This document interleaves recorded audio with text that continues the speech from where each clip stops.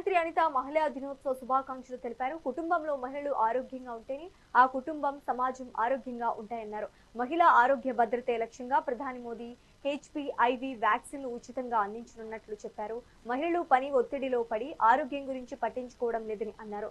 మహిళల ఆరోగ్యానికి ప్రభుత్వం అధిక ప్రాధాన్యత ఇస్తోందని స్పష్టం చేశారు. నమస్కారం. రాష్ట్రంలో ఉన్న మహిళలందరికీ కూడా అంతర్జాతీయ మహిళా దినోత్సవ శుభాకాంక్షలు తెలియజేసుకుంటూ, మహిళా ఆరోగ్యం అన్నది కుటుంబానికి ఆరోగ్యం, కుటుంబం ఆరోగ్యం అన్నది ఈ సమాజానికి ఒక పునాది. ఈ రోజుల్లోని మహిళలు ఎదుర్కొంటున్న ప్రధానమైన సమస్య ఈ బ్రెస్ట్ క్యాన్సర్, అదేవిధంగా సర్వైకల్ క్యాన్సర్, ఇలాంటివి ఎన్నో. చాలా మందికి ఏంటంటే మహిళల్లో వచ్చిన తర్వాత చూసుకుందాంలే అని ఒక చిన్న నెగ్లిజెన్స్, ఇప్పుడు ఎందుకులే అనే ఒక భావన, లేకపోతే ఈ రోజు పని ఉంది అన్న ఒక చిన్న నెగ్లిజెన్సీ అనలేము, కానీ పని ఒత్తిడిలో పడి వాళ్ళ గురించి వాళ్ళు ఆలోచించుకోవడం, వాళ్ళ ఆరోగ్యం గురించి వాళ్ళు ఆలోచించుకోవడం మర్చిపోయి తీవ్రమైన వ్యాధులకి గురయ్యే పరిస్థితులు కనిపిస్తున్నాయి. అమ్మ, మీ అందరికీ ఒకటే చెప్తున్నా, మీరుంటేనే కుటుంబం నిలబడుతుంది, మహిళ ఉంటేనే కుటుంబం నిలబడుతుంది.